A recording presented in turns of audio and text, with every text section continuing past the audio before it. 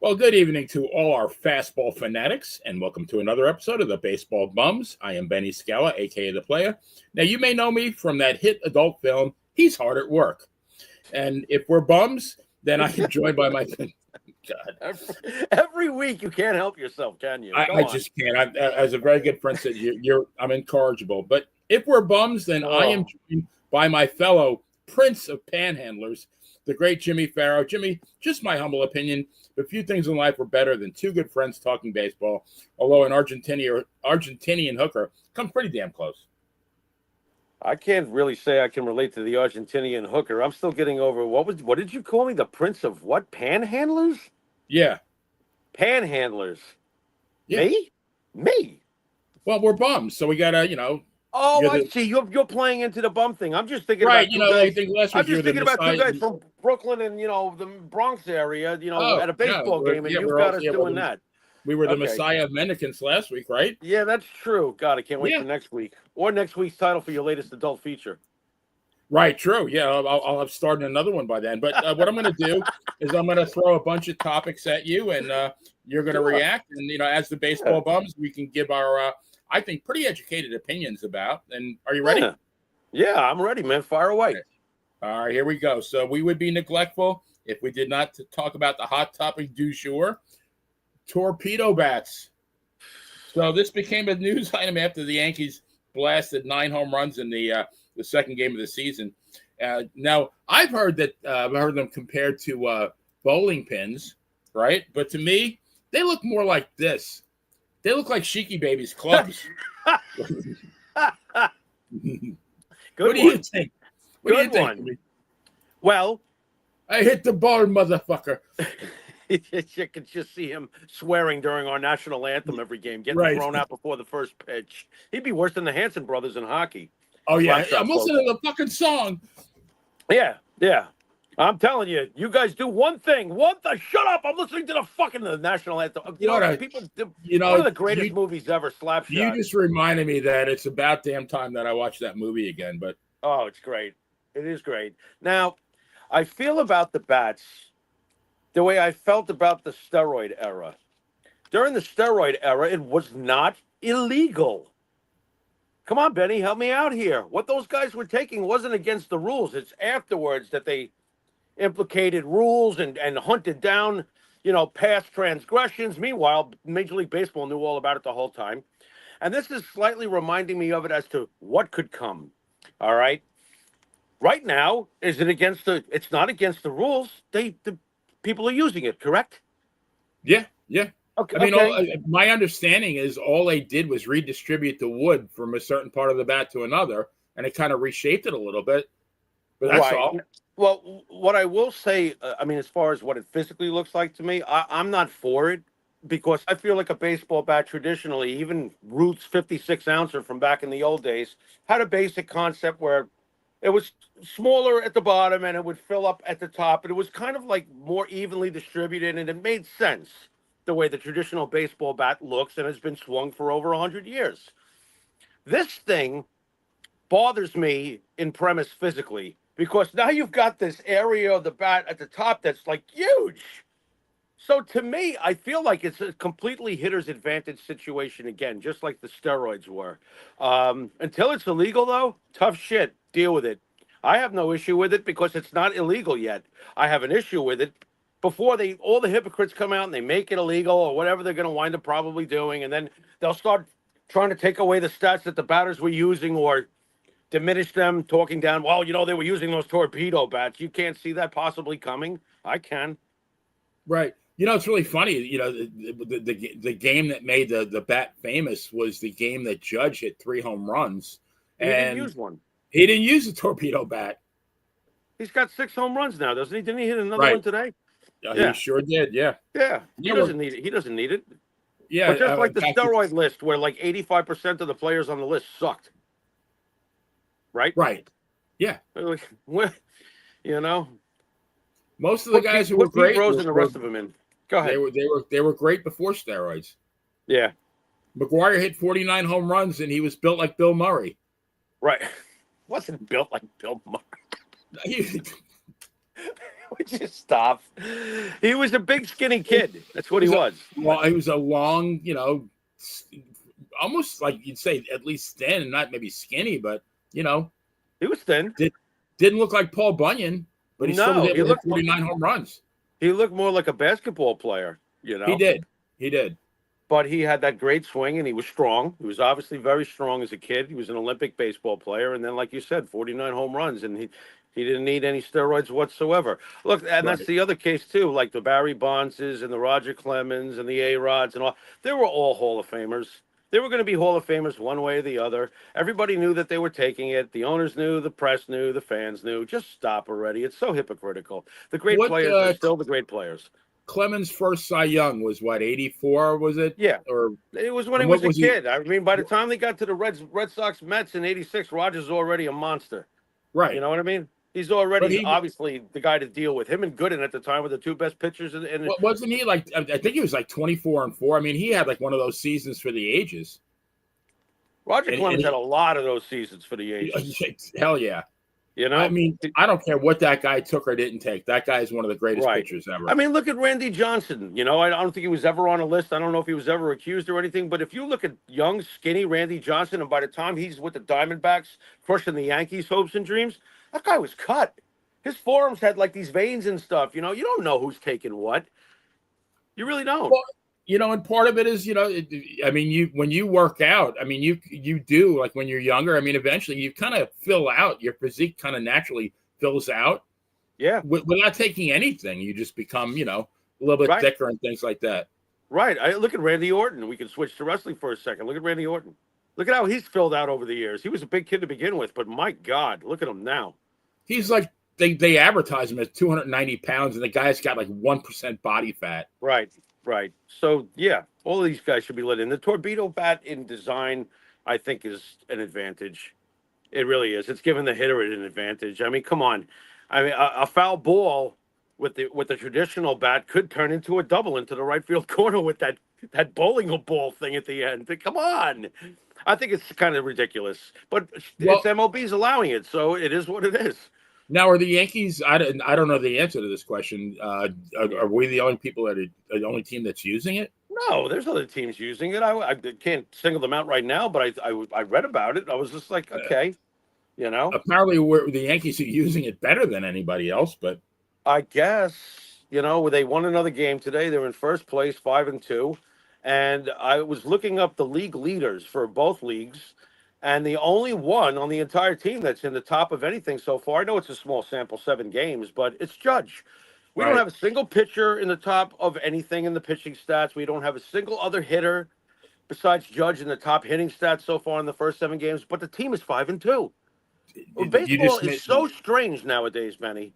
Oh, yeah. We're doing this show in a very strange time to me to be a baseball fan, and again, the averages, like the perception right now is Volpe's having a great year. Volpe's batting average sucks.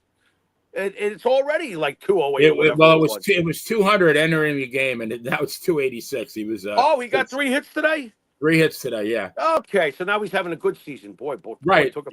He'll suck tomorrow when he's 0-4. He'll be down to 231. When he's 0-4, right. What average do you want to see Volpe accomplish this year? What would be acceptable to you? This is his 3rd year, right?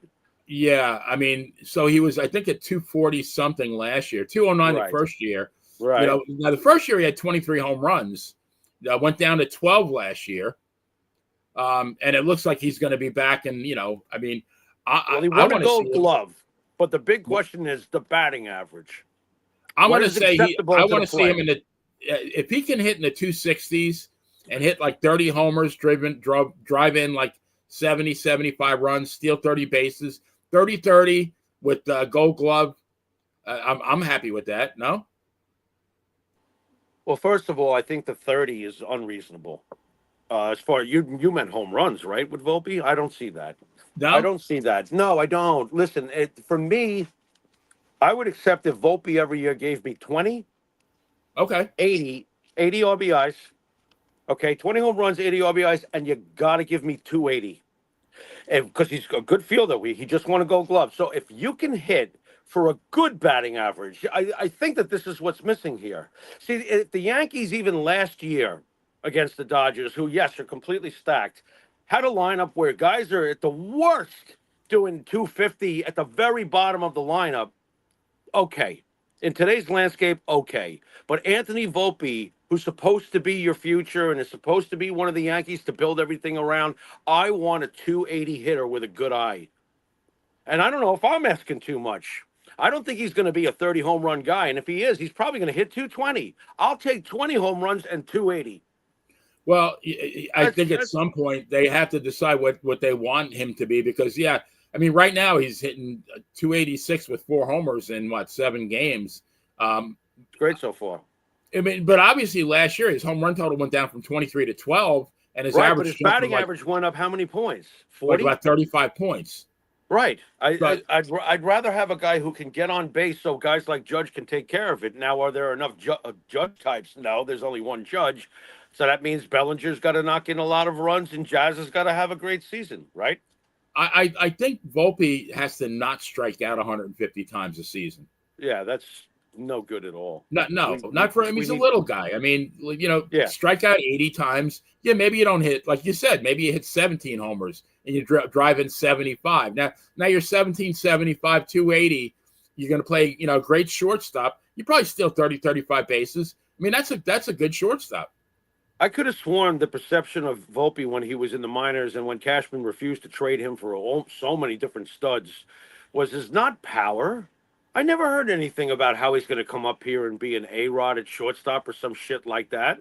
My expectations were that you can't never be Jeter, but you can be a 280 solid Gold Glove winning shortstop with a respectable batting average for the next 10 to 15 years. That's Right. what I thought was coming up.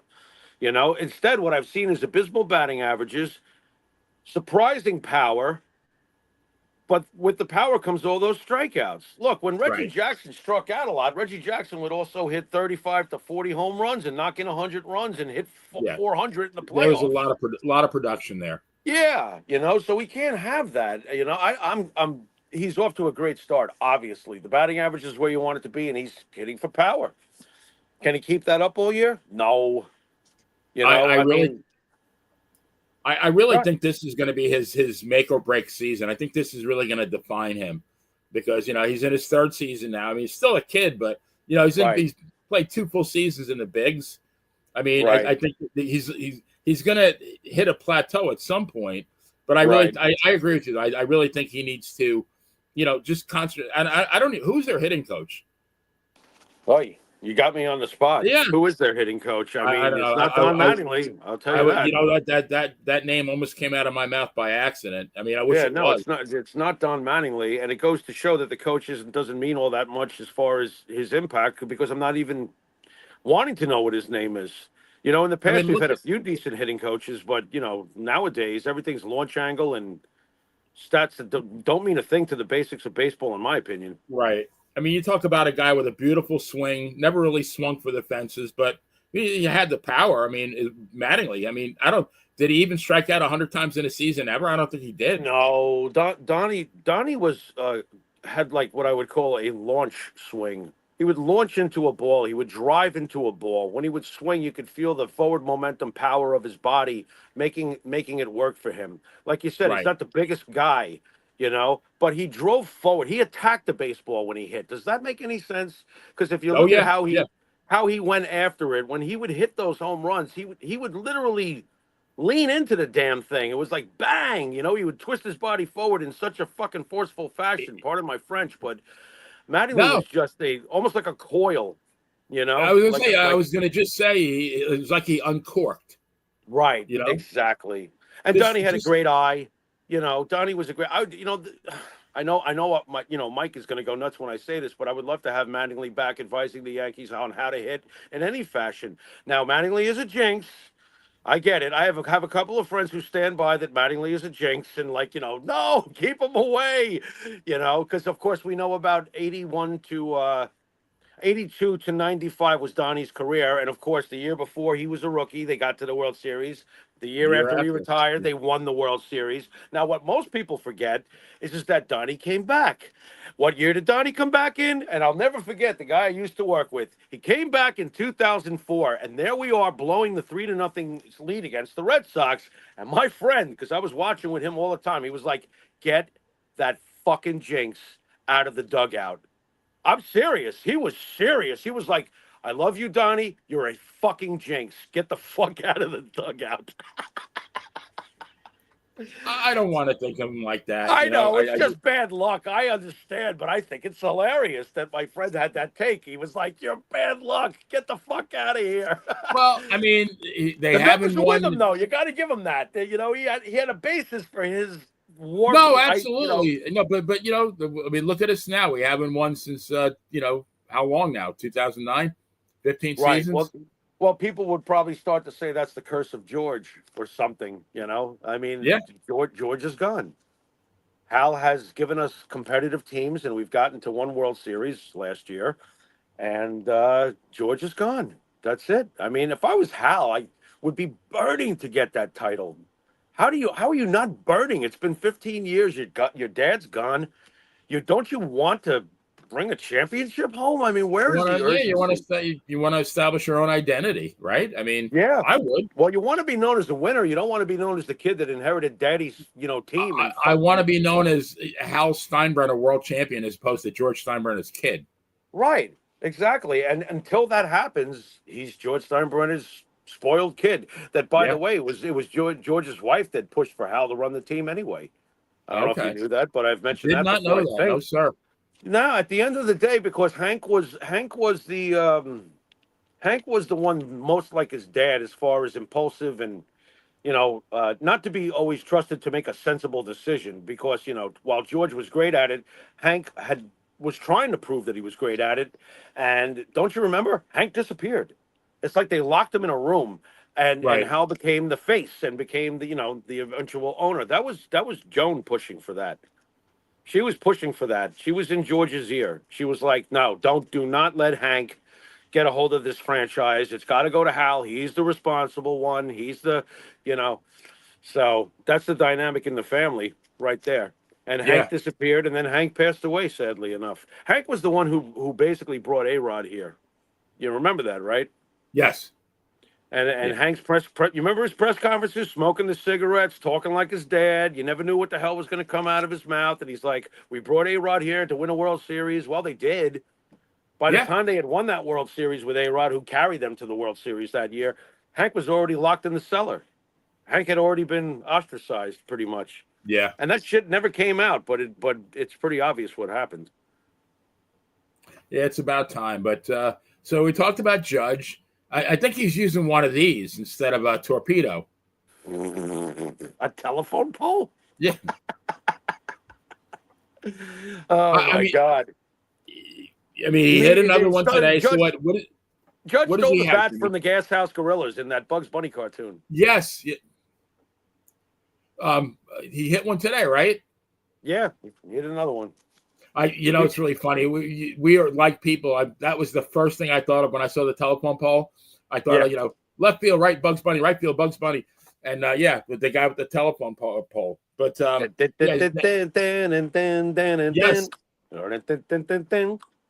That was great. Well, everybody knows how we spent our childhood. Well, I probably saw that last week actually. But so what on YouTube before the show?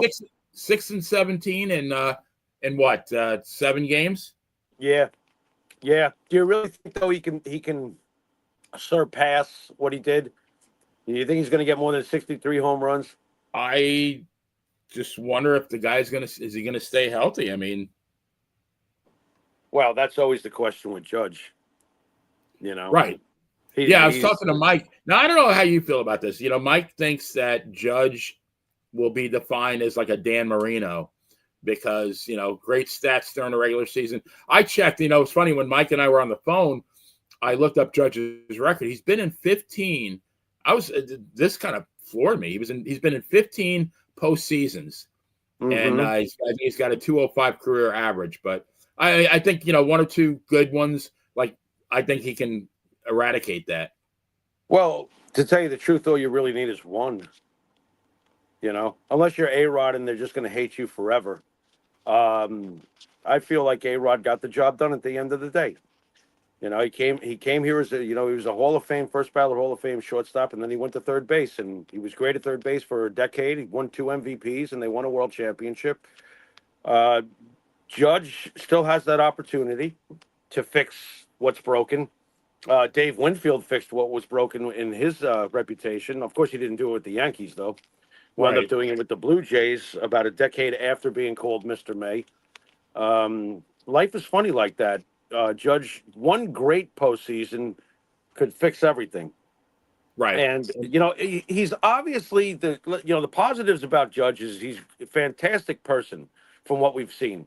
He's a great teammate from what we've seen. He represents the franchise great. He really does. He's a model citizen, and he's a prolific hitter. That if he hadn't been hurt so much already in his career, he would already probably have 350 to 400 home runs. I I was going mean, to say 400. Yeah. think about all the time that he has missed. He's going to still probably wind up in the Hall of Fame no matter what happens here. His number will be retired. You know that he's a great Yankee. I appreciate the fact that they asked him about the facial hair and stuff. He's like, I've never had it. I don't have an urge to have it. I think you and I had discussed off the air how many would actually go for facial hair, and I didn't think that many to begin with. It's a freedom that they can have now, but it's not. I don't think it's something like oh boy, now we're all going to look like Jesus. I don't see that going on. Judge is everything that's right about a great Yankee, except for this damn postseason problem. It's a problem. Mattingly only got one shot and hit what 435 or something. I don't Right. know.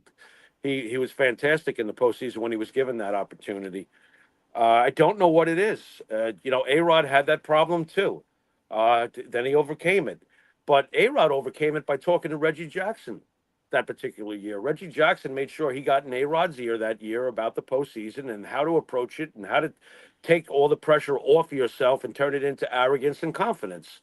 And A-Rod applied it, and you know what he did. He was unbelievable. Judge could do that. Like you said, who's the batting coach?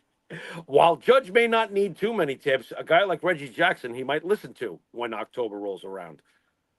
Yeah, that would be very good for him. I mean, I don't think he needs, as far as a batting coach. I mean, the guy's got it all. The only problem with him is staying healthy for the Right. regular season, and then in the postseason, then you got to deliver. And I mean, hiring Reggie like as a special assistant, how could you not learn from Reggie Jackson? I don't care who you are. Yeah. Reggie's a plethora of clutch information. Always has been, always was. I love the detractors when they talk shit about Reggie Jackson. Give me a break. You'd kill to have him on your team. There's nobody you more don't want to face if you're a pitcher than Reggie Jackson in October. You're in trouble. You're in big ass trouble. The problem with Judge's health is the even more serious problems constantly with Stanton. I again, baseball is so hard for us traditional folks to figure out because you don't have Stanton, you don't have Garrett Cole, okay? You don't have them. Soto's a Met now, whatever he's doing over there, okay? And they're 5-2, and they're in first place so far. I look at, and like I said, only one guy on the team is in the top of anything in league leaders, pitching or hitting. It's Judge. Right. So how are we 5-2? No, I, I mean, have I any of the starters been lights out? I mean, Fried was no, okay today. he was Rodon's been okay, right? Or right, not even okay. Schmidt, I mean, we're not talking about, nobody has stepped up in as far as the right, rotation. Middle right. relief's been pretty good. I don't know how Devin Williams did today. I imagine he closed the game out. He did his usual. Like I said, get used to it. He walked somebody, but that was that. You know what I mean? Right. He's gonna do Goose Gossage kind of shit, and I think that most of the time we'll be very happy with him. I heard So yeah, they got back Adam Ottavino too. I just read that they let him go. Oh, they did. Oh, that was Yeah, quick. they let him go because somebody was on parental leave. They brought him in because someone was on parental leave, and then they cut him just now because the guy on parental leave came back. The name's eluding me right now, but it's somebody I, on the team. you know what? I think that was Devin Williams was on I parental think you're leave. right. I think you're exactly right. I think that you're exactly right. Yeah, I had just read it. I was like, wait a minute. He's gone. Adam was here and Adam's gone. No, I'm like, he just got here. What happened? And it was a parental thing. So there you go. So he walked one guy, but he got the job done in the end, And we Wow. slept around who? You know what I mean? There's that Yeah. too. There's that too. Although I was surprised that we had problems with the Diamondbacks, but the Diamondbacks are good this year. Right. Yeah. Yeah. I mean, it seems like no matter what happens, we seem to find ways to win. Yeah, it's we're very spoiled as Yankee fans. They do find a way to win. This last year's team was the strangest team. I've said it before that I've ever seen the Yankees get to the World Series with. What a strange team. The averages, I just can't get past batting averages. Like, we're 5-2 right now, and I'm looking at the batting averages, and I'm like, there is not a single, like, Judge is doing great, obviously, but outside of Judge, there's nobody there where I would be like proud of my across the board stats. Whatever happened to a guy who could, for his position, give you the home runs you needed at that position, the RBIs that were required to be a championship team, and a good batting average? There used to be plenty of them. You can look back on the 70s teams that we saw win the World Series, the 90s teams that we saw win the World Series, into the 2009 team. It was level, like your home runs, your RBIs, your batting average. You kind of like knew what these positions are supposed to give you. Like what's it, Al Oliver, that kind of guy like that. Well, there's guys that would just like, for example, Scott Brocious. Okay, Scott Brocious was the kind of guy that was the perfect seventh, eighth, or ninth guy. You got to have like six guys that are either going to be prolific. You got to have a killer leadoff hitter. I mean, I don't. The averages just don't equate to that. You realize Mickey Rivers hit 326 when we won that World Series in Yeah. '77, right? Okay. What about Chuck Knobloch in the postseason as a leadoff hitter? With all the shit that they used to talk about Chuck Knobloch, are you kidding me? You didn't want to pitch to Chuck Knobloch when he was No. all 4 years that Chuck Knobloch was the second baseman / left fielder or DH, whatever he became. All 4 years, the Yankees got to the World Series. The guy got on base consistently. We had baseball players. They all across the lines. And yes, even Chuck Knobloch, if you looked at his numbers, acceptable. Completely acceptable. Right. When I run down the current team, it's like I want Austin Wells so badly to do great. I was a catcher when I played ball for 25 years. Munson's my favorite player. Posada's the man. I want Wells to succeed so badly, but every time I look at his batting line, it's like that fucking average. That goddamn average. God damn it, get that thing up. I don't understand. I'm so glad you mentioned your career as a ball player on Long Island, because I have to believe that you went out and played with injuries way worse than some of these guys who are on the IL right now. I tore my groin so badly that it bruised black and blue all the way down past my kneecap. I was playing the very next game. I wrapped that fucker up. I froze it up. One of the guys on my team was a physical therapist. He shot me up. I mean, my God, and I played. And no, we didn't make a dime doing these games. So in hindsight, it was the young horse wanting to run wild and just feeding off my own energy. I'm a very energetic guy. So, and I'm a competitor, and it's really, if you're going to ask me to get up Sunday mornings at whatever time, and back in those days, I had a band that was playing live till 2 o'clock in the morning. Okay. And I Right. got to be up at 7 o'clock on a Sunday morning, and it's August, and go out there and catch two, 7 inning games. It was 14 innings total in the August heat behind the plate. I'm going to, I remember holding everybody accountable too. If I saw you jaking on our team, now we had a serious team in a serious league. It was fast slinger pitch. It wasn't this wimpy, slow ball, beer keg in center field horse shit. This was a Right. league. And if I even for one, because I was one of the captains, we had three. It was like the Knicks almost with Oakley, Starks, and Ewing. But unlike them, we won championships. Sorry, guys. Sorry, Patrick. I hated doing that. I held them Truth hurts. accountable, man. Yeah, we actually had a brawl one time amongst our own teammates because I just couldn't stand the lack of urgency. And I think we won the next 12 games after that. And everybody was cool with each other afterwards. I would just call somebody out, and the next thing you know, everybody's rolling around. It was like, fuck this shit. I don't get up this early for this crap. I think one year I played 124 games. You know, that's what a leader does. You don't let people juke it. You don't let people fucking slide. You know, I'm sorry if it hurts your feelings. I probably wouldn't even fit in today in a softball league if I decided to go and play with the kids, which I probably could do. Tell you the truth. But that's amazing. Like you know, You know. you got up with very little sleep with a torn groin, and you Yeah. played for nothing just because you wanted to play and win. Well, it was important. Those guys were not just my teammates; they became my family. I played with those guys for over a decade. A lot of them, you know, And and and they you taught, and and some of them taught me. You know, when I first got there, it took a while to win that first championship, years. You know, and I still remember the guys in my band too. Don't forget, I'm in a band, and the guys in the right. band are going, "What are you doing playing softball? You know, you could get hurt. Like we can't have you getting hurt. You know, or me making sure that the gig doesn't go too long because I've got a double header in the morning. You know, I don't want to play till 3 o'clock in the morning tonight, guys. I got to play. I'll play till 2. I don't think that's me being difficult. I'm playing till 2 in the But morning. just hearing you, what you say, like I wanted to win. I didn't want to let my teammates down. I mean, No, where is never. that? Where is that today? I don't know. I don't know. Everybody leads differently. Judge is obviously a great leader. Maybe he just leads by doing what he does. Uh, Jeter was Jeter was so special. I mean, even if he would strike out his first at bat, he would come back into the dugout and tell the club, this guy's got nothing." You know, keeping everybody up all the effing time. That's what a leader does. Or Munson, when Reggie first got there, and Reggie's not taking laps, he's like, "You got to take laps." You know, and freaking Dick Hauser overruled him, which I thought was a big mistake. But you know what? It all worked out in the end I mean, between those what two. balls did that take to confront Reggie Jackson? You know what? Knowing Thurman, none. You know what I mean? Right. Yeah. Thurman was an all-star too, and let's not forget that Reggie's not Mr. October yet, but he's a slugger who won championships with the A's, and he's joining the team. Munson had just been to the And, World Series and was fresh off an MVP. Nah, he's not worried about walking up to Reggie at all. and if Munson doesn't say something, that probably Nettles does, right? Well, Nettles would, and this is the respect thing. Nettles would check to see what Thurman's done first. You Right. know what I mean? Pecking order.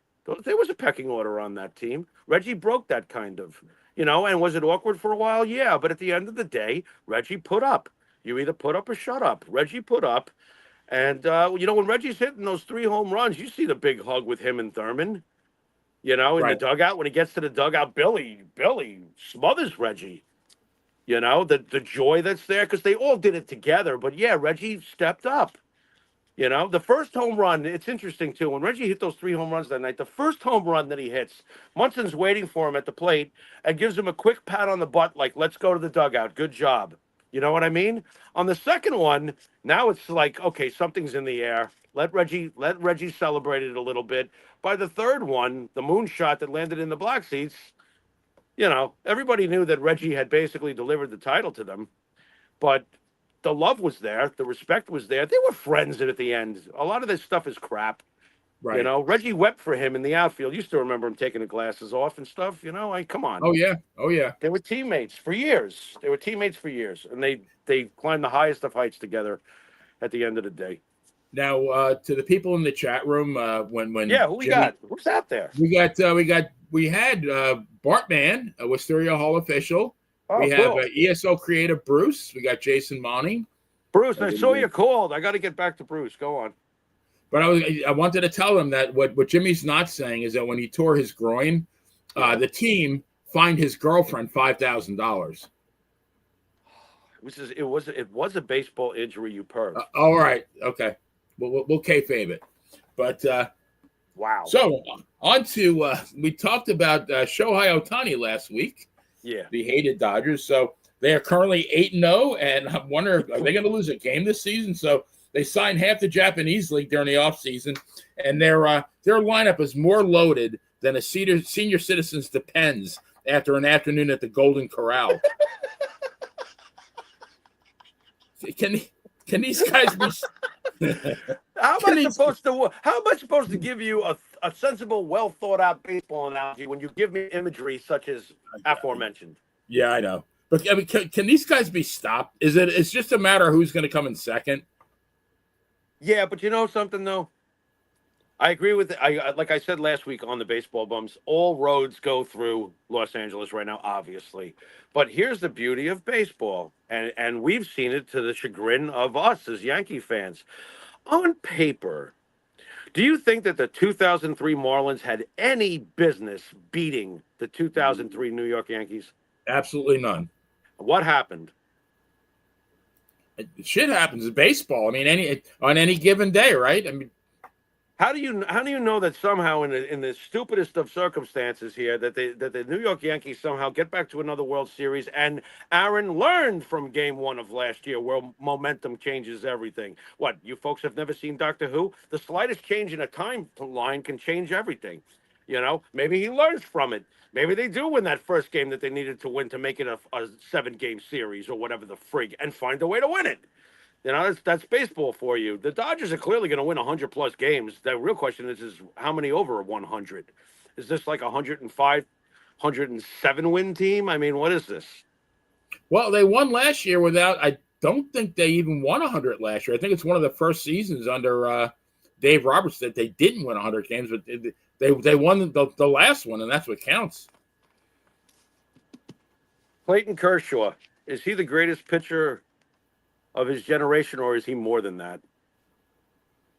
When you all right, like what's the line of demarcation of the last 15 years or Because basically, if you look at the when he was healthy and stuff like that, if you look at his freaking numbers, man, is he like a Sandy Koufax or something? What's the story with this guy? when he was healthy and as maybe 7-8 years ago, Yeah. yeah, he had Koufax like numbers. What is his current status? He, I believe, is on. He hasn't pitched this season. I think he's on the 60-day. Okay. I do think he's coming back though, which I mean they Right. already have a great rotation. Could you imagine? It's they're so deep, and that's why I brought this up to begin with Kershaw. They're so deep that Kershaw is like an emergency waiting in the wings situation. Kershaw, it's ridiculous. And They're loaded. I guess Otani is now he's beginning to face batters, but they're in no Okay. particular hurry to rush him into the rotation. But that's going to happen eventually. Do you even bother doing that? Well, what do you? I don't know. I mean, do you want to mess around with the guy? I mean, shit. I mean, look at the season. how great is he? Are you adding Nolan Ryan? Because this gets back to our Babe Ruth Otani debate as a pitcher. Are you adding Roger Clemens or David Cohn? Are you doing that? At that point, do you really want to risk? Look at what he does when he just gets to hit. What was his numbers last year? They're pretty damn good, right? Like 54, like 130. Yeah. Would you tax that kind of hitter? No, I suggest strongly to the Dodgers that they treat him the way that the Yankees thought of Ruth. 54 homers, I think 57 stolen bases. Right. 300. He's not going to stuck in the third in the batting race. He's not going to. He's not going to have those kind of numbers if he's pitching. He's going to be exerting himself much, much more. Agreed. Right. Yeah. Oh, yeah. So yeah. Why would you mess with that kind of hitter? Unless every time he takes the ball, he's Christy Mathewson, which he's not. We've talked about this before. He's a good pitcher. Don't get me wrong. He's good. But when you're putting up numbers like this, you want to mess with that? I don't want to mess with that. And by the way, his lifetime, what was his World Series average last year? He sucked in the World Series. Yeah, he did. Yeah, something like that. It wasn't very 105. good. It's funny how he escapes it. What was Mike saying that Judge is going to be like who? What was the comparison? Well, I made the Dan Marino analogy only because Marino was so great. Marino fits into the things that I've talked with Monty about before too. Patrick Ewing, Henrik Lundqvist, Dan Marino, guys who were great. Karl Malone. Guys who were great forever and don't have a ring. Are they losers? Actually Peyton Manning for a long time until he won one. Yeah, Peyton. Well, not as long as you might suspect, though, right? I mean, the Colts won it in 2006 or something. Yeah, he did win one with the Colts, right? And Peyton had been a quarterback, I guess, 9 years professionally at that point. I think 98 was his first year. I don't think I'm off about that, but I know I'm close. And Payton was I think terrible in the Elway beginning. actually. Elway didn't win till his last 2 seasons. Elway is the one that really had a rocky ending. He really did, meaning Rocky Balboa, meaning feel good. Oh And yeah, I never liked Elway. The history of Elway, real quick. He was drafted by the Yankees. I remember when the Yankees drafted him. George wanted him, and they drafted John Elway, and he had started, signed a contract with the Yankees, and then boom, he decided he wanted to be a football player. He lost what, 3 Super Bowls with Dan Reeves and the Broncos. They were kind of like the Buffalo Bills of the '80s, Benny. yes sir. Yeah, If you know what I'm getting at, the Broncos teams would get to the Super Bowl and get annihilated. And everybody knew Elway was a Hall of Fame quarterback. We know how great he was, but somehow at the end of his career, and just thanks to the New York Jets' bad karma too, John Elway winds up his last 2 seasons in the NFL. He wins the Super Bowl both years, which yeah. is That was a pretty feel amazing good send story. off. Yeah. But yeah, So I tend to agree with you that I mean, like if they are, let's say they're, I don't know, they're 50-16, the Dodgers. right. Do you really want to fuck around and bring Otani back? Like, are you going to do much better than that? Like, Well, they also could think to themselves, we're 50-16. We got room to work with here. Let's see what it's all about. right, But I'm not so sure I would screw with somebody who's now shown that if you don't overtax them with the stresses of pitching and stuff, look at that season. Oh my God. I kind of would want to leave it alone. right. Yeah, it's so far Then 8-0. I loses don't the know. I think marketability, though. I bet you MLB wouldn't let the Dodgers make that decision. How much you want to bet? Because yeah, Otani's biggest driving point is that he's the first guy since Babe Ruth to do anything effective on both sides of the ball, pitching right. and hitting. So then it loses its commercial appeal. Well, So there's then that too. he's just another DH. I mean, albeit a great one, but he's just a DH. He doesn't play the Right. field, Right. Exactly. so I would leave it alone. Tell you the yeah. truth, I think that they're deep enough, and they showed last year he doesn't have to pitch to win a championship. So why would you even screw with And it? I mean, so far lights out. I mean, they haven't lost a game yet. Nope. But I want to bring up this guy. To me, this is everything that's wrong with baseball. Okay. This guy's name is Hunter Green. He pitches for the Reds, and on Wednesday he threw 59 fastballs, averaged 100 miles an hour. So in 3 seasons as a starting pitcher with the Reds, he's averaged 24 starts, 129 innings pitched, and 6 wins per season. So my question is, how soon does he become a member of the Tommy John Club? Well, you know what? A lot of these hard throwers throw the ball wrong anyway. It's all in the mechanics. They're just trying to throw the ball as hard as they can. Can you say Matt Harvey? At least in Matt Harvey's case, he was more of a phenom than this guy, right? But Oh but yeah, look what happened. Blew his arm but out. This guy's going to wind up blowing his arm out. absolutely. But here, the way I look at it is, what we have now with baseball is you have, and you said it before, you got these guys, they all throw in the high 90s, 100 miles an hour, and you have a lineup of hitters who can't hit for average, strike out, 100 and 30, 140 times, hit 237. You got the rare, deviation to the rule and Judge, but that's what it's become. All these guys. I mean, how many times did Yogi strike out in his whole career? It was less than 400, wasn't it? Right. And what about DiMaggio? Yeah, He was another guy.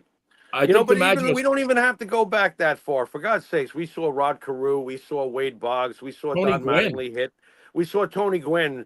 Tony Gwynn's the greatest hitter we've ever seen in our lifetime, by the way. If the object is to get on base with a hit, it's going to be Tony Gwynn. right? Okay? He was the greatest. He didn't swing for the seats. He didn't have to. I thought No, the object is to drive the ball someplace and get your ass on base. I right. would rather have 9 guys that know how to play baseball than 2 or 3 power hitters and 6 below subpar batting averages. Because I still think that today, if you had 9 ball players who know how to play the game and they're good for their position and the numbers are acceptable for their position all across the board, home runs, RBIs, average. Don't talk to me about all the other stupid stats we come up with today. I'm not interested in that. Baseball didn't lie to us for over 100 years. We know who good ball players are. Can we stick to the basic premise of the home run, RBIs, and average? The only other one I ever really entertained was the on-base percentage because that shows if you've got a good eye or not. Right. Jason Giambi.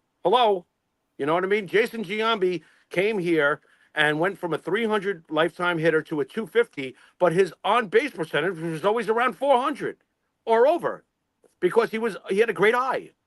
He had a great eye, so he didn't just give you 250. He was really giving you 400 when he was healthy. He was healthy 5 of the 7 Name of the seasons. game is getting on base. Doesn't matter how you get on base, as long as Get you get on on base. base.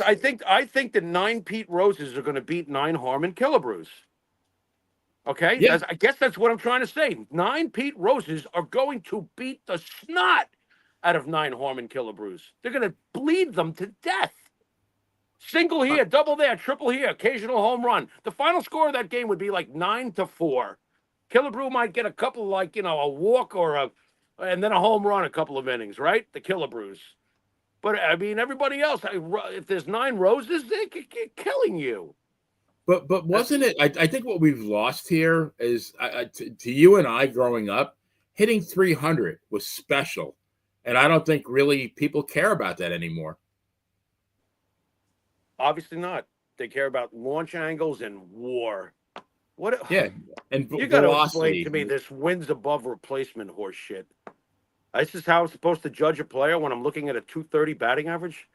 Screw your stupid fancy pants stat. All I want to know about is batting average and on base percentage. That's all I want Right. to know. Does a guy hit The- for average? Does he have a good eye? What more I, is there to I, know? yeah, I saw a graphic on Facebook, and it was a picture of Mattingly, and it just had it had his home runs, RBI, and average. And the person said, "Wasn't it great when this is all we got? We don't give a Yeah, shit." I mean, they didn't talk about his launch angles or his his no, average velocity, and he hit no. one that who give a rat's ass if it was Yeah, 113 miles an hour? All that matters is it went over the fence. yeah. And I got a catcher named Georgie Posada with what four rings with a every season was 20 home runs, 70 RBIs, and a 275 batting average, maybe Yep. 280. Perfect, perfect. And he handled the pitching staff. Willie Randolph, back when second baseman didn't have to be Robinson Cano. Willie Randolph every year. He would give you like 5 or 6 home runs. He'd steal 30 bases. He'd walk a ton. He'd score a shitload of runs, and he would play super solid defense. And he won championships. That's what you need in a second. I mean, that's what you needed back then in a second baseman. You Yeah. needed a great glove, maybe some stolen bases, a guy And who what could, about a bench? save. What about a Yeah, bench? I need a big hit. This situation calls for a big hit. Hey, Darryl Strawberry, come over.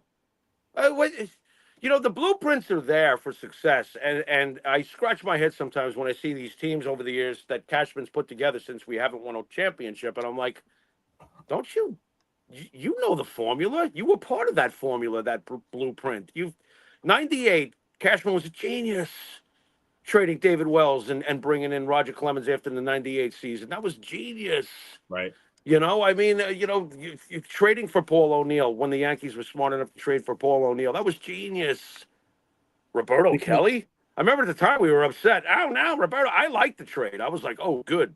Left-hander who has a ring in Yankee Stadium, short porch, playing right field. I like it.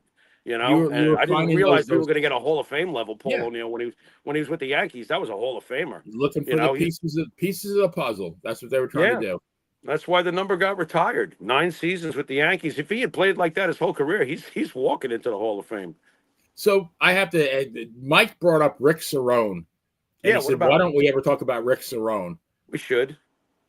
We But I should. mean, You know why? what Because is in today's day and age, Rick Cerone would be a dream to right? have a catcher. He's going to hit 240. Nowadays, that's perfectly acceptable. He had occasional pop in his bat, and he played decent defense. Yeah, he's good enough. I think what happened with Cerrone was that he spoiled us with that first season when he hit like 1485 and he hit like 277. It's like, What holy re- shit, this what really happened with Cerone is that he was still look. Thurman Munson's shadow was huge when he passed away. Okay, every catcher after that came after, all the way up till finally Georgie Posada. He's finally the one, and it shows. History shows it. Now his number's retired. All the catchers in between, I always measured up to Munson, and right after Munson's dead, not even 2 years when Cerrone's around. Cerrone was living in Munson's shadow, and I think Cerrone hit like 239. I'm like, oh, dude, not after what we watched for a decade with Thurman. No way, man. You Well, I know, mean, his Cerrone first didn't. season was very Munson-like as far as his production and his average, but he kind of just No, dropped I after wouldn't that. go that. I would. I hate to disagree with you, but I won't go that far. He had like 61 RBIs. That's not Munson production. That Uh, was first season. he was, I think but he it had was really 85 good for ribbies the him, first. Benny. That's what I'm. That's what probably Yeah, what you're remembering, because when we got him, that was his best year. Was his first year with us. I think it was 61 RBIs. He had good batting average. He didn't hit 300, but he hit like no, I 280 or think something. 277. I think he hit. Yeah, pretty good year. He had a pretty good year. I wouldn't call it a Munson year though. No, yeah, Munson You could was pencil Munson down for much better than that. like 15 to 20 homers, close to 100 ribbies, and that, close to a 300 average, if not more, and Yeah, a Gold Glove, and a Gold Glove. Yeah, and the intangibles of leading a team, handling a pitching staff, right, all the right, above. right. And even that goofy WAR thing. I was watching something on the all-time catchers, and Munson's WAR is like way ahead of like a lot of Hall of Fame catchers. It's not even close. Right. You know, like by a lot. I was like, oh, well, if this stat means so much, why is Thurman not in? It's just one more stat to prove it. I'm like, okay. Yeah. So, Jimmy, last week we spoke about the Rays playing their 2025 home games at Steinbrenner Field. So just for shits and giggles, because my friend Paul called, my best friend who lives in Iowa, he said the Yankees are in town April 17th here. So I looked up the cheapest seats I could find. Oh, here we go. Yeah, I think the cheapest ones were at the strip bar across the street. How much? $124. Lap dance included? Yeah, I think so. Yeah. Okay. All right. Well, then that's a deal almost, but not really. Yeah. And Not for but me. sit right behind home plate, $722. Are you kidding me? $722. Now, Jimmy, I know you remember this.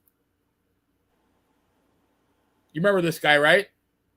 His prices are insane. Insane, right? I mean, are those prices insane? You're talking Of course about a ball game in April. Right. No, it's ridiculous. The regular everyday person can't go anymore. That's the truth. I mean, what does it cost to sit upstairs, Benny? Please, 124. You said. The nosebleed seats are 124, right behind home plate. $124. You think that I'm going to fucking give them $124 to sit in the last row? No, are you serious? Yeah, my friend Paul says, "What do you think?" I said, "What I think is I could go to 12 games at Clearwater Field or Dunedin, watch the Dunedin Blue Jays or the Clearwater Threshers on a Sunday afternoon for $9, and I'd rather do that than I don't want to pay $124 for a ball game, not in April."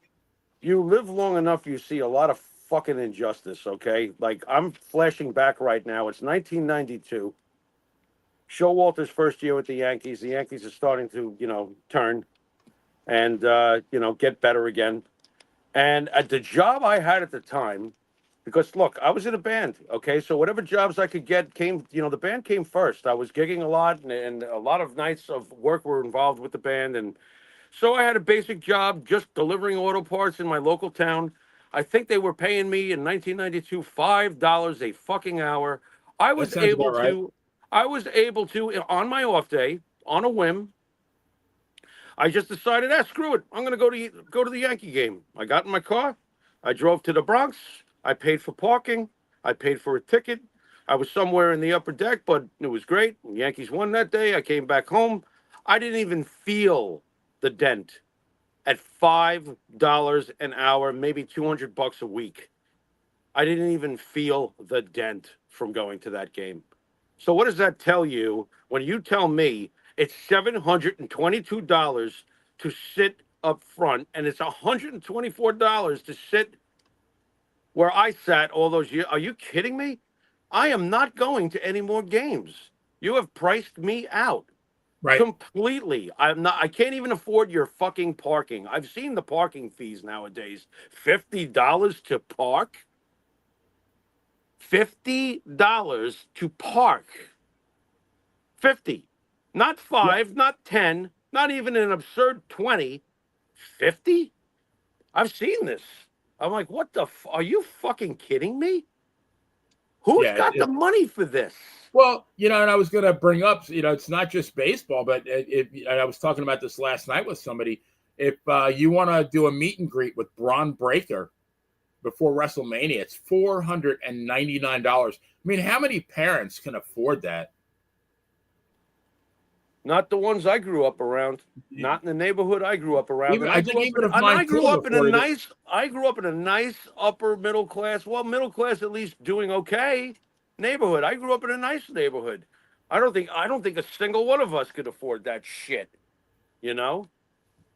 I mean, Mike does very well in his professional life, but he only goes to the games if there's like a corporate thing where he's getting free tickets. Why the hell would right? you drop that kind of money? That's absurd. And when you think about it, that it's baseball, man, the greed. Oh my God, baseball was always America's national pastime. Every little kid played baseball. It was easily accessible. You know, a father taking his son to the game was part of the American dream. It's what it's all about. And now you So I can't mean, take them nowhere. yeah, I mean, you talk about a family of four, so even four nosebleed seats at 124. That's So you got to be kidding me. $496. You Dude, what throw about in the parking, parking? You forgot the parking and the food. right? You're talking $600-700, and if the kids want a tchotchke, Oh, well, maybe you're talking like $700-800. That's a budget breaker. what if they wanted jersey? Remember in the old days, the Yankees would sell the blue shirt, which I loved, just a basic navy blue shirt with the NY on the front, and on the back was the number and the name. You know, it was the closest thing to a jersey, but at least it was offered to us for a decent price. I would maybe pay $5-10 at the most for those shirts. I love those shirts. You ever try to buy a shirt at Yankee Stadium nowadays? You know how I, much it I costs? I wouldn't even buy a shirt at Steinbrenner Field because they have them there, and it's It's crazy. absurd. No, they're eliminating the everyday man, you know, and it's horrible. It's And horrible. that's such a shame because I mean, I mentioned my friend Paul. We saw and back then in 1970 they scheduled double headers. It wasn't because of rain. We saw a Right, double header, and we sat in the bleachers for 75 cents at Yankee Stadium. right, right. Yep, I remember the doubleheaders. My You know, father and purposely would seek those days out because we'd get two games for the price of one. right, right. Yep, And by the same token, talking about wrestling, I mean, I saw my first show at the Island Garden in Hempstead, 1968. And Bruno, you could walk up to ringside, hand Bruno a piece of paper, and yep, Bruno's in the ring. yep, Hand him a pen. He signs it and he hands it back. He didn't say that'll be $100, kid. yep. Nope, they didn't.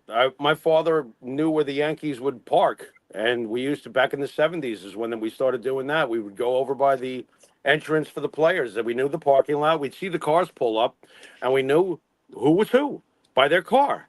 It was like, oh, here comes Mickey Rivers. Up there's Willie. You know, up here comes Billy.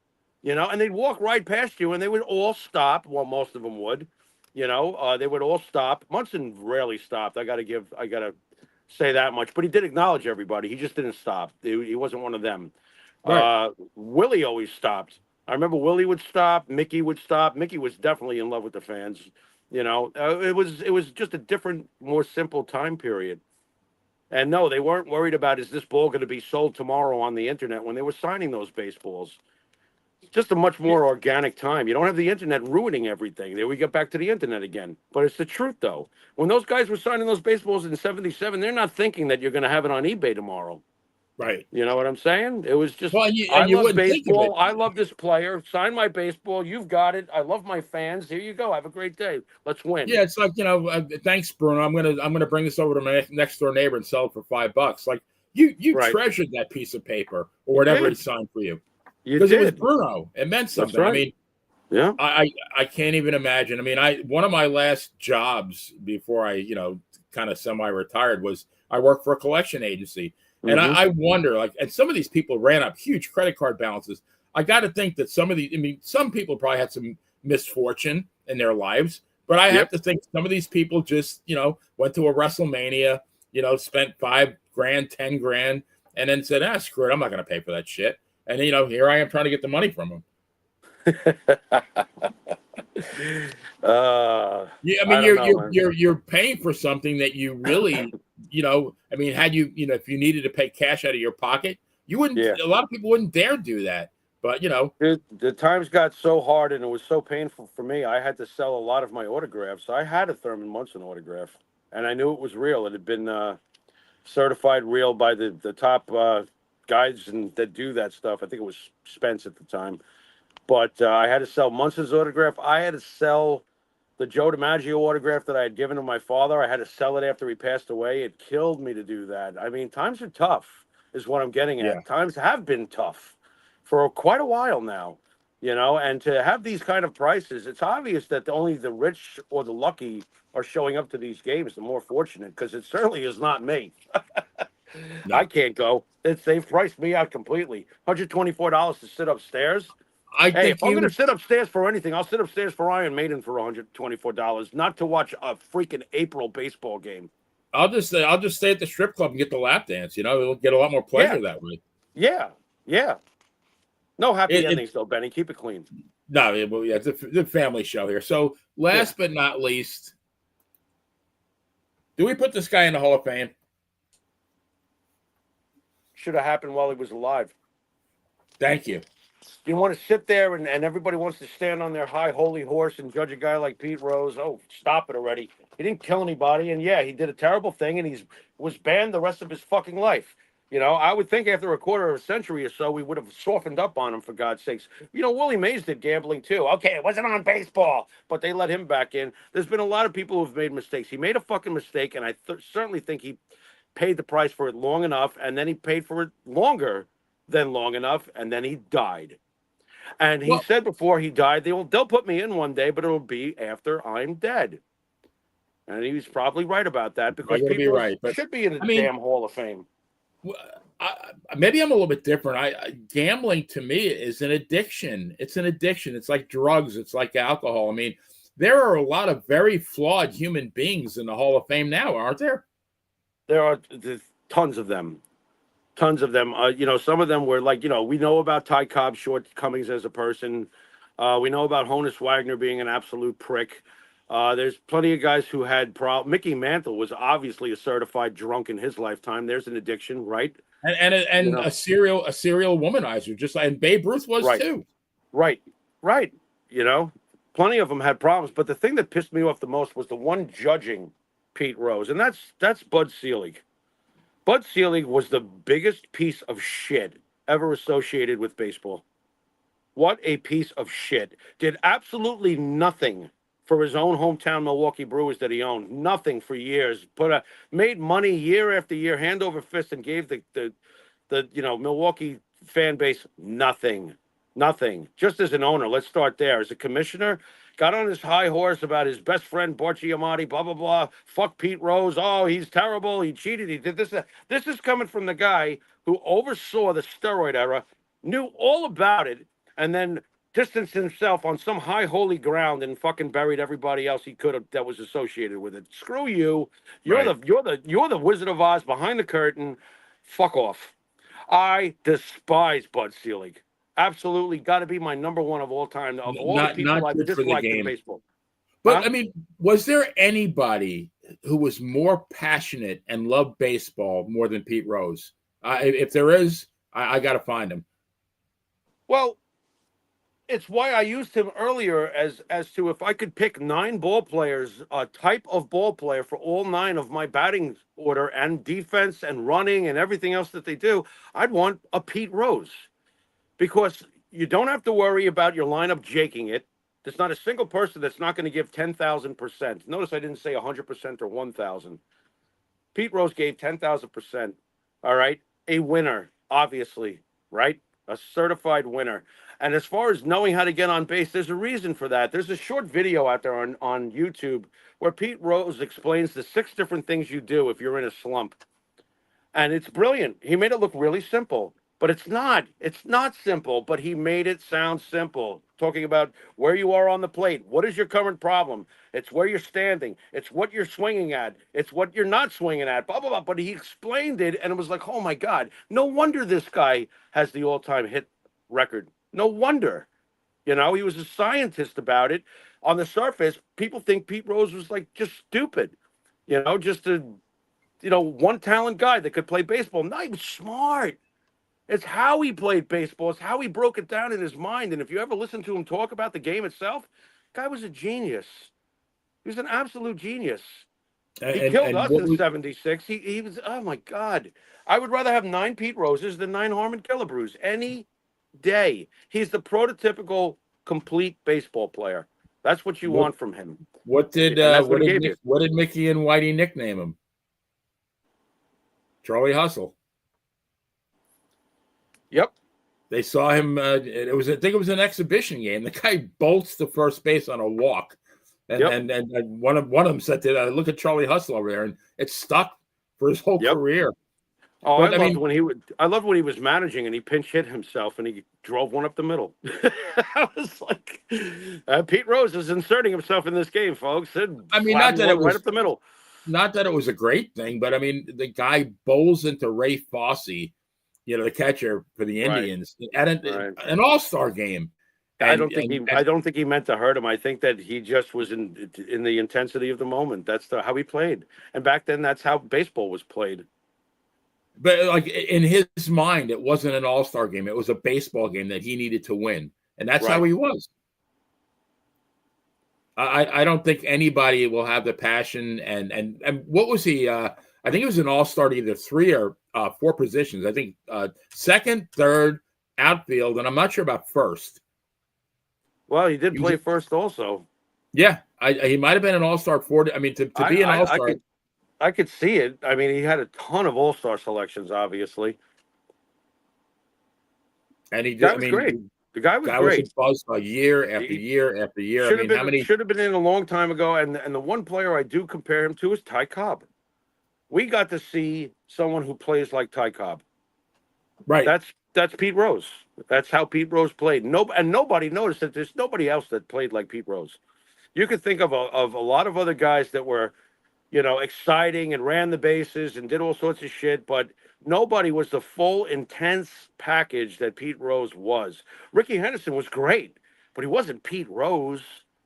He wasn't. No. He wasn't. Pete Rose was just blue collar to the max, right? Oh, lunch yeah. Pail. The lunch pail guy.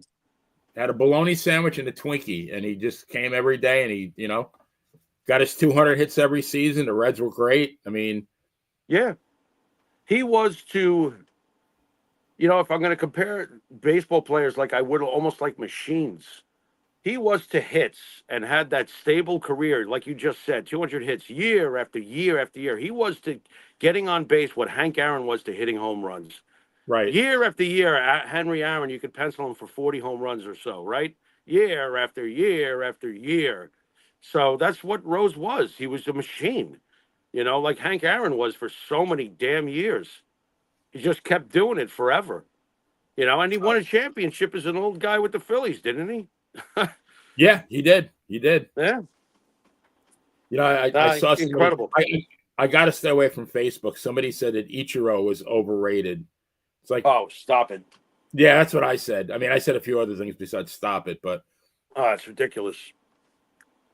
Ichiro is like a Pete Rose. He's like a Pete Rose.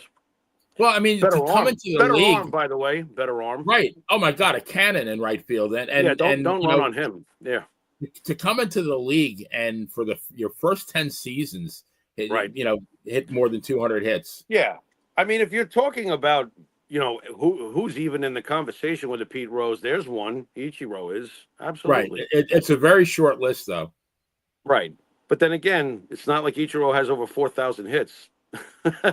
Right.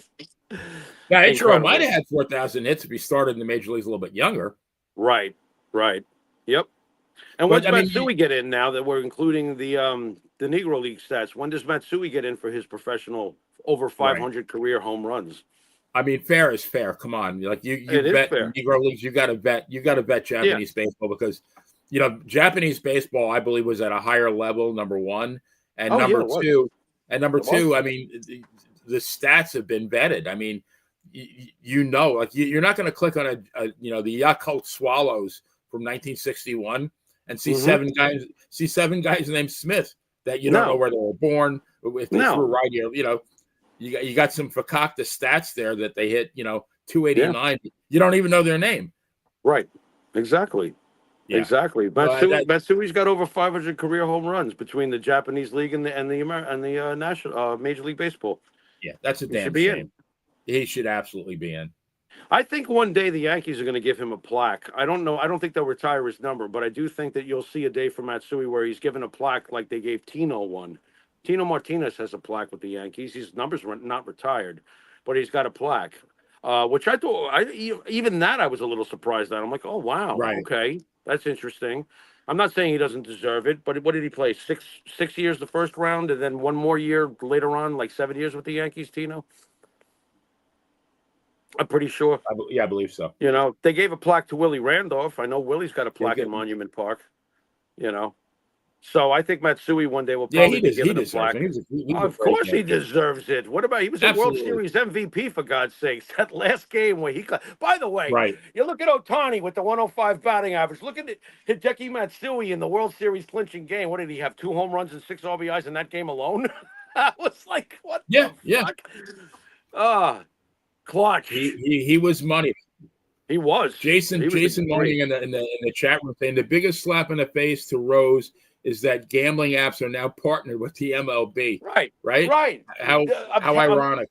It all goes back to hypocrisy. Should he have been suspended? Yes. Should he have paid the price for doing what he did? Yes. But and I felt like after 10 years, I was like, okay, come on. It's a decade. Then it turned into 20 years. Then it turned into a quarter of a century. I'm like, this is fucking absurd. You know, I thought when Selig finally expired, somebody would come to their senses before the poor man passed away. Nope.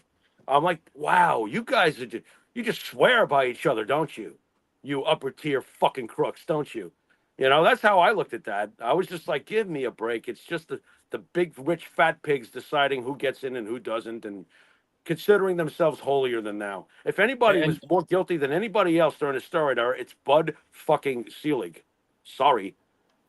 McGuire, Hall of Fame. Sosa, Hall of Fame. Bonds, Hall of Fame. Clemens, Hall of Fame. A-Rod, Hall of Fame. Don't tell me these are not Hall of Fame players.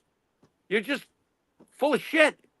Because they are. Every last one of them were phenomenal ball players. You know, and while we're at it, since they like to freaking, you know, you want to integrate other stats with these shaky 7 guys named Smith? What about Jose Canseco with the 40-40 and the 462 career home runs and the Bash brothers and everything else? At one point, he was clearly the best player in the game. Right. You're doing 40-40. You know what I mean? Instead, we like to make fun of him because he told the truth that everybody was on roids. And a ball bounced off his head into the stands. Okay, that didn't look too good. Yeah, that too. You know? But 462 home runs in the first 40-40 guy, and clearly a big market for the MLB. You don't think girls dug Jose Canseco? And I mean, come on, what a powerhouse team they were back then. Canseco and McGuire were unbelievable together. And like I said, 462 home runs. And you know he was blackballed, by the way. Jose could have made 500 home runs. They made sure he didn't. Yeah. Let's be serious here. Okay? I'm dead serious when I say that. There was still enough left in that bat to get to over 500. They made sure that no one picked him up. Won a ring with the Yankees. Bottom line, he was one of the greatest players of that generation. Period. He definitely was. I still scratch my head at guys like Joe Carter. How many years in a row did you have to knock in 100 runs and be the most important, consistent guy on a team that won 2 back-to-back World Series? I was going to say, and ended one of the World Series with a home run. If Mazeroski's in, how is Joe Carter? Oh, you see what's happening here, Benny? I'm getting upset. Yeah. You got Mazeroski in on 1 home run, and Joe Carter can't get a sniff? What? Yeah, that's crazy. It doesn't make any sense to me. Well, Jimmy, Greg Nettles doesn't have a plaque either. Are we gonna stick with our predictions? I think I predicted 89 wins and a wild card spot for the Yankees. So this is our last chance. Oh, what? We're supposed to change our minds? Well, you know, it's the first week of the season, so we were throwing ourselves. This is it. I'm going to stick with mine. 89 wild card. I think that's brutally low. I would be very disappointed. What did you say? I said 93 wins last week. Okay. Their ceiling is 97. Their low, by the way, could be 88. So I'm not happy with the 89, though. I want to stick to 93 for now. 93, and they make the playoffs? I would hope that they'd be better than that. If they can win like 97, they might win the division. You All know, but right. it's like I said, it's strange. We have a 5-2 team that's in first place, and only one guy's in the top, of the leaderboard on any category. It's Judge. We got one Right. guy, and we're in first place. I'm Yeah. confused. I mean, everybody else, their numbers are very pedestrian. Right. They're okay. I mean, Exactly. no, I mean, Jazz has hit a few home runs. Volpe's hit 4 home runs. Right. But Nobody in I the mean, pitching nobody's staff lighting the is. world on fire. Yeah, nobody in the pitching staff starting off like 78 Gidry. No. It's You a know, strange. It's a the more I strange think league. about it, I mean, we were so damn spoiled. I mean, we got to see Munson, we got to see Reggie, we got to see 25-3 Gidry. I mean, how good was that? Well, we also got to see 2001 Roger Clemens. Right. We got to see David Cohn throw a perfect game. David Wells throw a perfect game. I was at Gooden's no hitter. We got to see Jim Abbott toss a no hitter with one arm. We've seen in my lifetime 12 pennants and 7 championships. It's even more in yours, 11 championships and I guess 15 or 16 pennants or whatever it is. It's a lot. Right. It's a lot. We've been very Yeah, I lucky as mean, Yankee fans. I feel like my personal baseball experience, even though like it's been kind of rough for the past 15 seasons, but even in the past 15 seasons, we got to see Judge break the AL home run record. It I hasn't. mean, how It great was hasn't that? been. It hasn't been rough. It's been frustrating, but it hasn't been Right. rough. Yeah, I mean, but it hasn't been without some great moments. It was rough in 89, 90, and 91. That was when it was rough. That's when Well, Bucky Dent and Stump Merrill were managing them, and you could sit anywhere in that ballpark you wanted to because there was maybe 10,000 to 20,000 people it there at the was most. rough for me in like 1967 when they had fucking Dooley Womack. Yeah, well, Then it was really rough. And Horace when Clark. Horace Clark is like the most popular guy on the team, you're in trouble. Yeah. You're in trouble. He was, he So, wasn't a horrible ball player, but he was. That's He not was not. that's not it. That's not the problem. The problem is that he's the one guy everybody likes because there's no one else to like. That's the Right. problem. Nobody really stuck around. They just came and went. Right. And Mantle had retired. You're living in the shadow of Mickey. There's that shadow again. Right. Yep. Right. Well, guys, please join us next week for another compelling episode of the Baseball Bums. If you love Yeah. talking about the national pastime, this show's for you. Mr. Pharaoh, would you do the honors and take us home, please? You've been watching the Baseball Bums with Playa and the Pharaoh. Till next time. Later. See ya.